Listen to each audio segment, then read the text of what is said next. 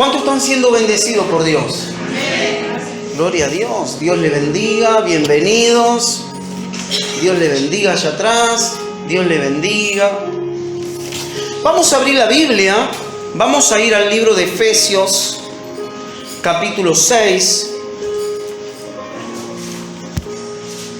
Y yo he titulado el mensaje de hoy, Un discípulo verdadero. Mirá lo que está a tu lado y decirle, un discípulo verdadero. Ahora digan conmigo, si hay verdaderos, hay falsos. Como dijeron por ahí, hay truchos. Como hay esposos que son verdaderos, como hay esposos que son falsos.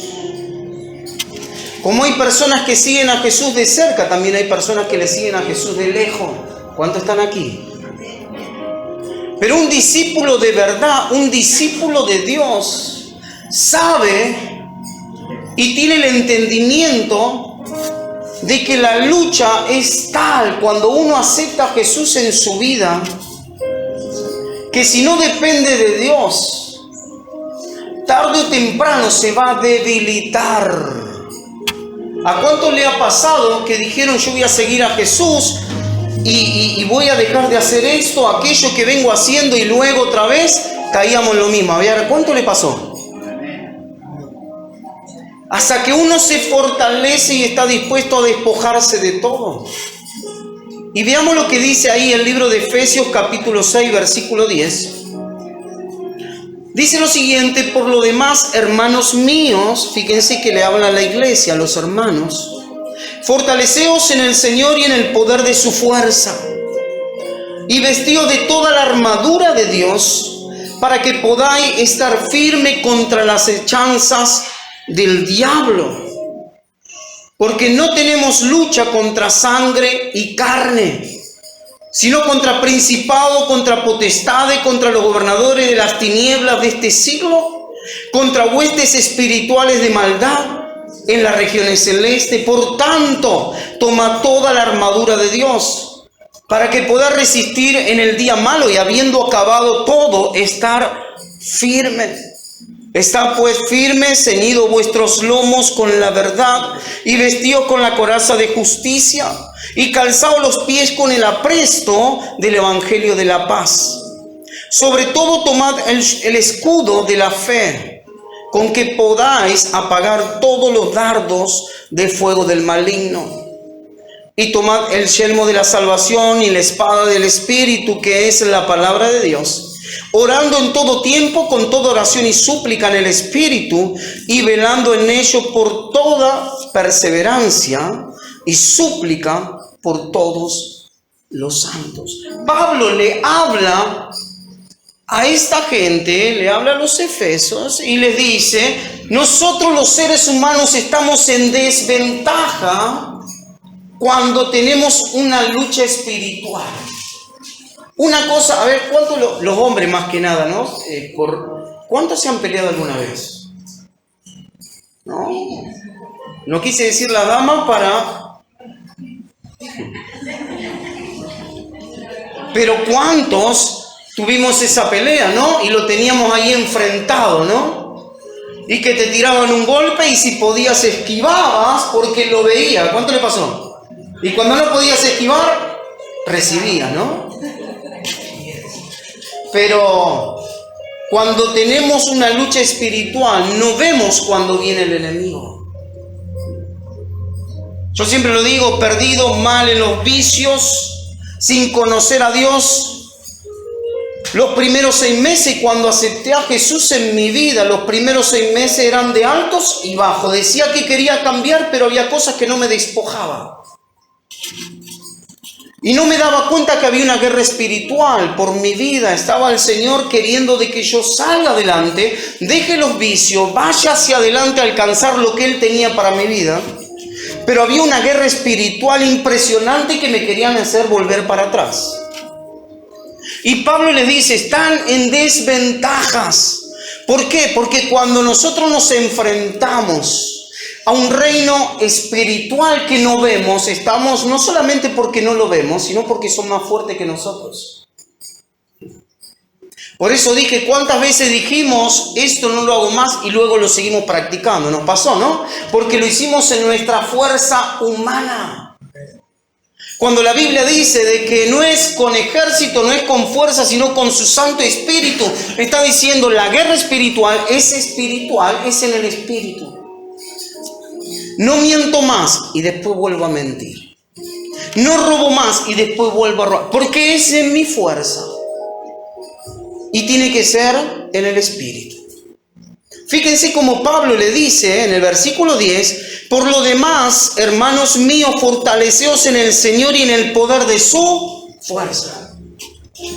No es en nuestra fuerza. Muchas veces con nuestra fuerza queremos cambiar a la gente, ¿no? Muchas veces con nuestra fuerza queremos dar directiva. Muchas veces con nuestra fuerza queremos hacer cosas. ¿Cuánto les pasó? ¿Y cómo no fue? Esta persona no cambia más, ya se lo dije 1000 veces. Y no va a cambiar porque no es en tu fuerza, es como dice aquí, fíjense como dice en el versículo 10. Fortaleció en el Señor y en el poder de su fuerza. Versículo 11, vestido de toda la armadura de Dios para que podáis estar firme contra las acechanzas de ¿quién? Del vecino, del amigo. No, del diablo, aquel que no vemos, que va a buscar de que uno se caiga, que uno se vuelva atrás. Imagínense perdido mal, en los vicios, en el alcohol.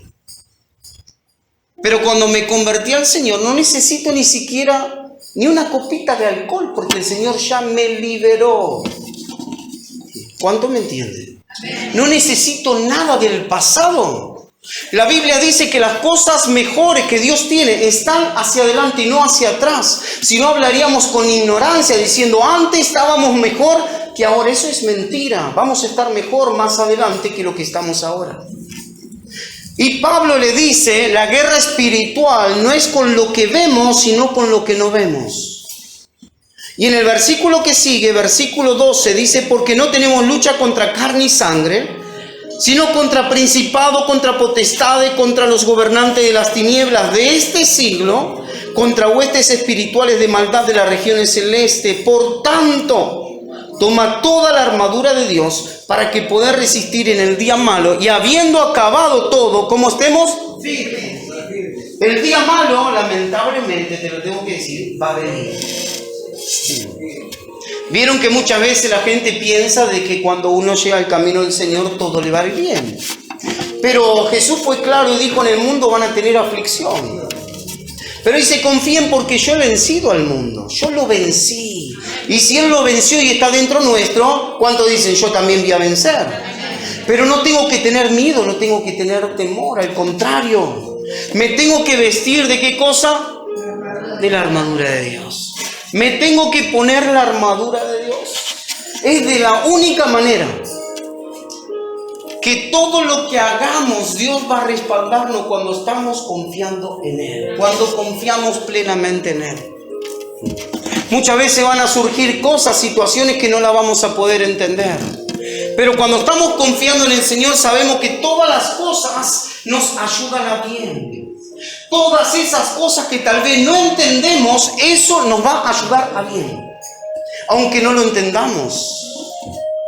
Aunque haya una dificultad, un problema, una adversidad, o que estemos en medio de una tormenta, no vamos a entender el por qué estamos ahí. Pero eso, si confiamos en Dios, nos va a ayudar a bien.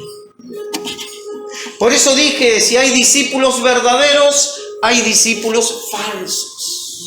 El discípulo verdadero ante medio de una tormenta está confiando de que el Señor está en la tormenta. Viene una enfermedad, pero está sabiendo de que el Señor es mi sanador. Y la Biblia dice de que Él no solamente llevó mis pecados a la cruz, sino que también llevó todas mis enfermedades y todas mis dolencias. Ya no son mías, son del Señor. Ya las dejó ahí. Para que vivamos libres de tal manera que le creamos a Dios. Pero muchas veces pasa que cuando no somos discípulos o estamos en un proceso ante una gran adversidad, nos volvemos atrás, nos desanimamos. ¿Cuántos se han desanimado? A ver, todos, ¿no? Una cosa es que tú te caigas y otra cosa es que tú te caigas y te quedes caído. La Biblia dice que el justo caerá, pero siempre será levantado. ¿Por qué? Porque está confiando en Dios. Y veamos lo que dice en el libro de Hechos, Hechos capítulo 16. Hechos capítulo 16, versículo 23.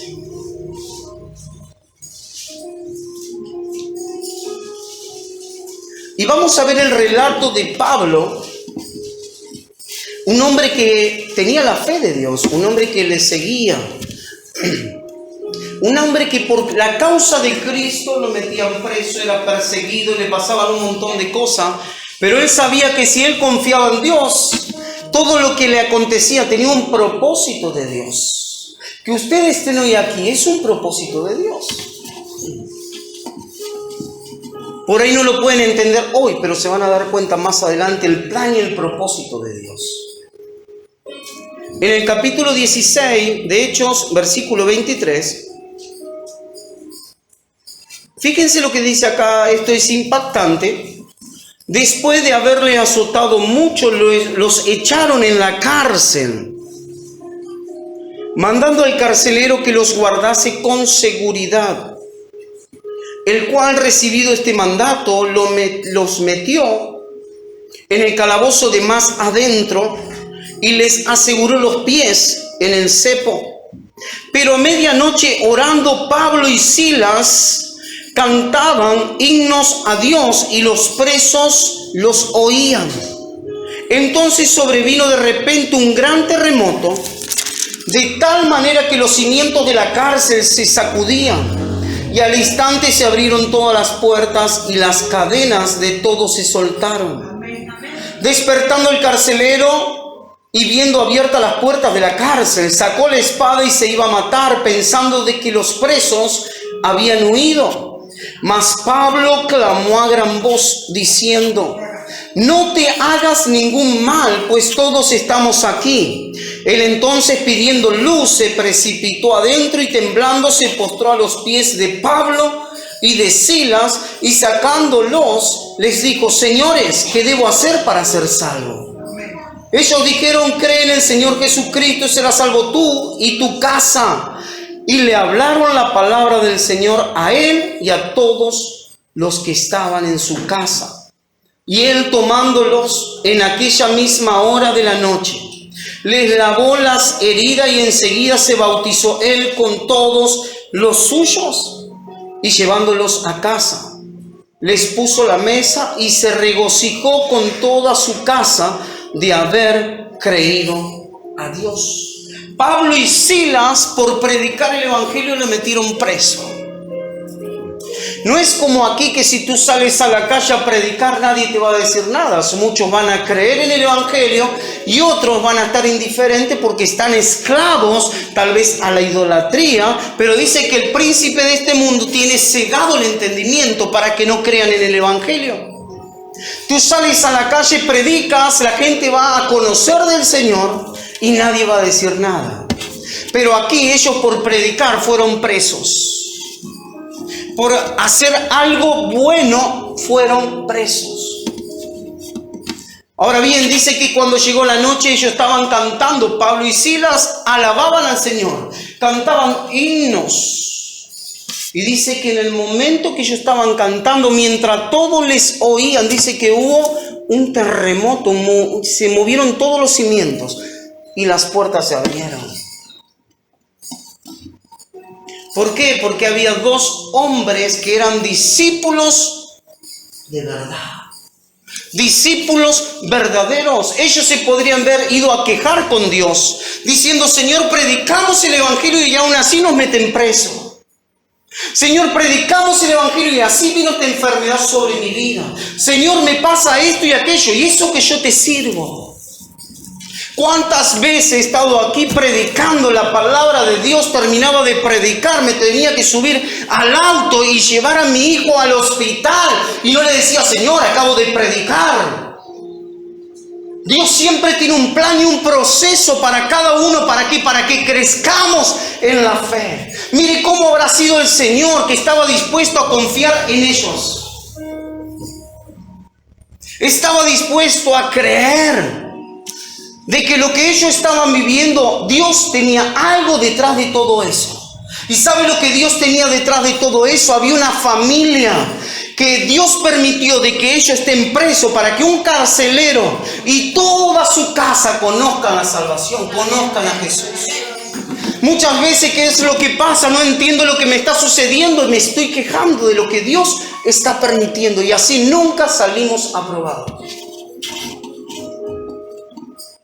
Míralo el que está a tu lado y dile lo siguiente: si Dios permite algo en tu vida, no te quejes, sino dale crédito a Dios. ¿Por qué Dios no me sana? ¿Por qué sigo con la misma enfermedad? Dios sabe por qué hace las cosas. Muchas veces hay personas que dicen: sáname, Señor, haz un milagro en mi vida, y luego Dios hace el milagro y pájaro que comió voló, se olvidó de Dios. Señor, prospérame, Dios le dio un trabajo, y luego que Dios le dio ese trabajo se olvidaron de Dios. Y Dios sabe lo que Dios quiere, tenernos cerca de Él. Muchas veces nos conformamos simplemente con venir, escuchar o escuchar una alabanza cuando Dios nos quiere tener cerca de Él. Los discípulos verdaderos están dispuestos a ir por más. Ir por más.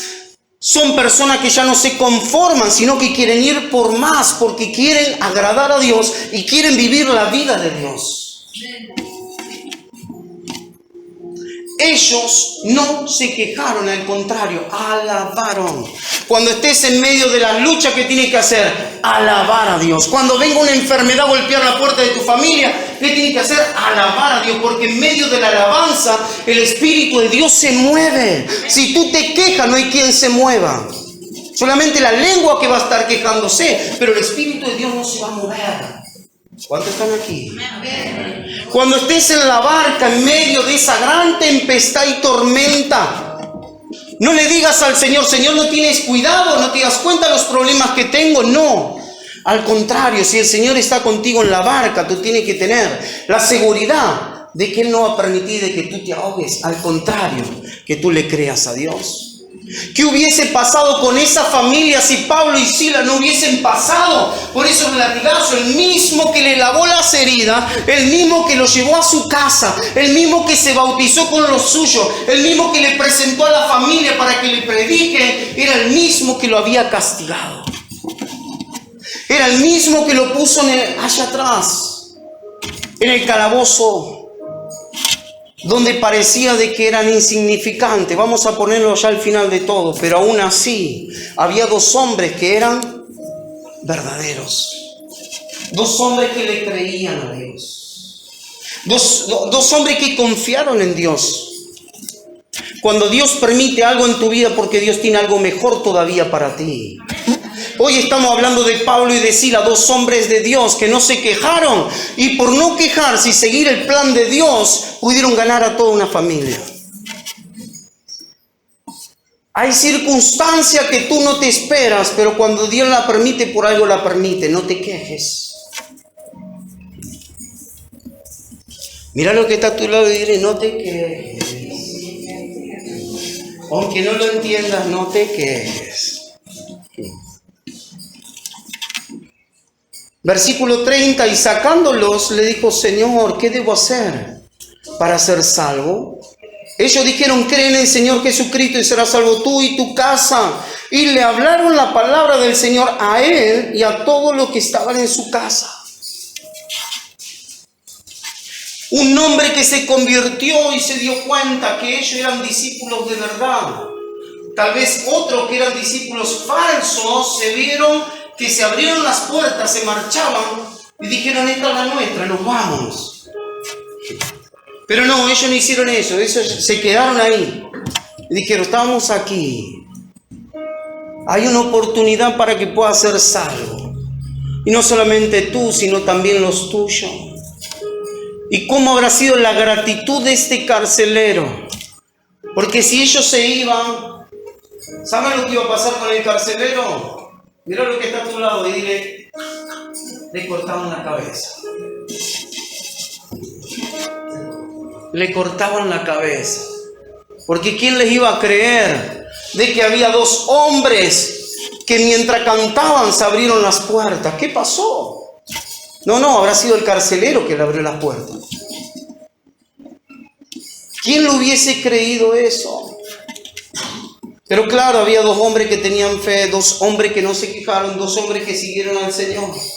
Y cuando uno está dispuesto, Dios te respalda. ¿Por qué Dios te respalda? Porque uno lo está haciendo por fe. Y es esa fe que tenemos en Él, no es esa fe que tenemos en nosotros mismos. Cuando tú y yo somos discípulos verdaderos, en medio de los problemas, alabamos a Dios. Estábamos con Isabela 7 días internada en el hospital español. Los médicos venían a decir, tiene un tumor en la cabeza, se te va a morir. Y ahí estábamos nosotros confiando en Dios. Salíamos del hospital y no íbamos a la iglesia a adorar a Dios. Cuando tú y yo le creemos a Dios, se puede levantar el mismo infierno, pero aún así seguimos confiando en Dios. Amén. Y muchas veces por cosas pequeñas empezamos a dudar de Dios, o hablamos mal, o pensamos mal por cosas muy pequeñas. Cuando tenemos que todos los días despertar sabiendo de que Dios nos permite despertar por algo bueno y nuevo que tiene para nuestra vida. Sabiendo que hemos despertado y hay otros que no pudieron despertar. Hay otros que murieron en la noche. Hay otros que le quitaron la vida. Pero tú y yo que hemos despertado, imagínense si tenemos para darle gracias a Dios.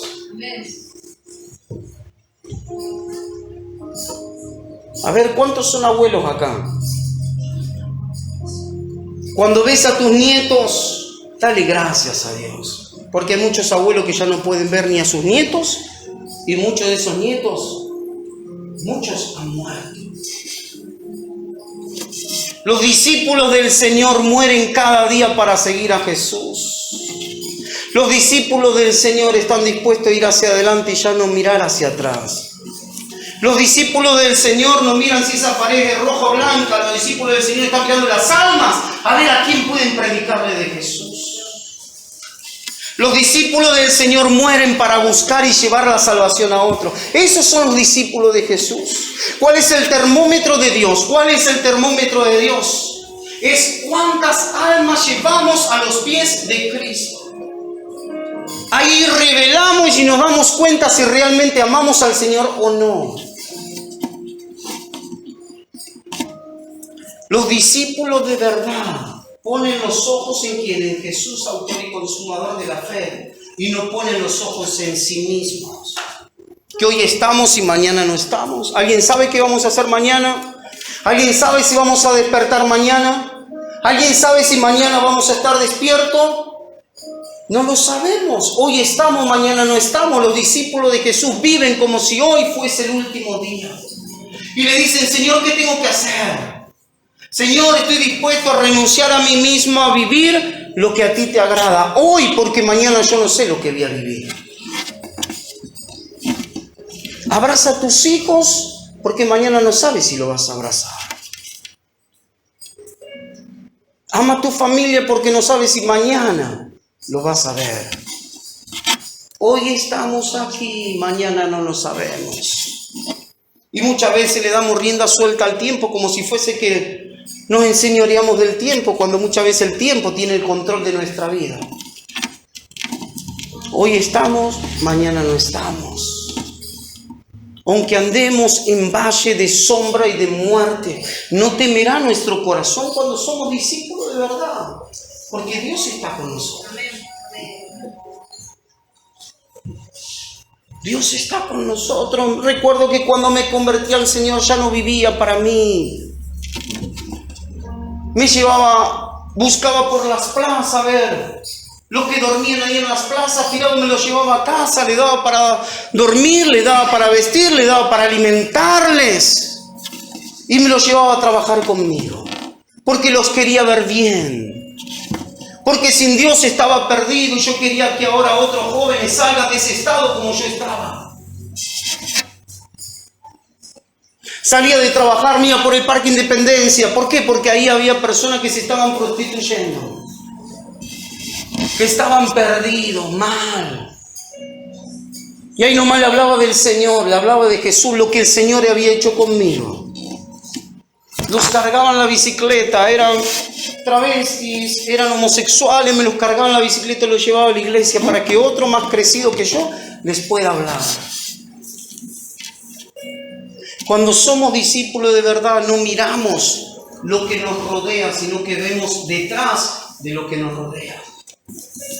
Vemos por el cual Dios nos llamó para bendecirnos y para multiplicarnos todas las cosas. Que en esta noche tú te conviertas en un discípulo de verdad. Que en esta noche ya no mires otras cosas más que lo que dice la palabra de Dios. Mirad al autor y consumador de la fe, a Jesús. Aquel que estuvo dispuesto a ser castigado, aquel que estuvo dispuesto a ser golpeado, miremoslo a Él. Por eso en esta noche vamos a participar de la Santa Cena. Porque el Señor dijo esto, háganlo en memoria de mí. Háganlo en memoria de mí. Recuerden lo que yo hice por ustedes. No se olviden, porque fui por ustedes. Hubo un plan, un propósito por el cual fui a la cruz y fue por ustedes. Por eso en esta noche, ¿cómo está? Ponte de pie. Ponte de pie. Y déjalo al Señor obrar en tu vida. Ay, cómo está, cierra tus ojos, medita por un instante. Y deja de que Dios obre en tu corazón.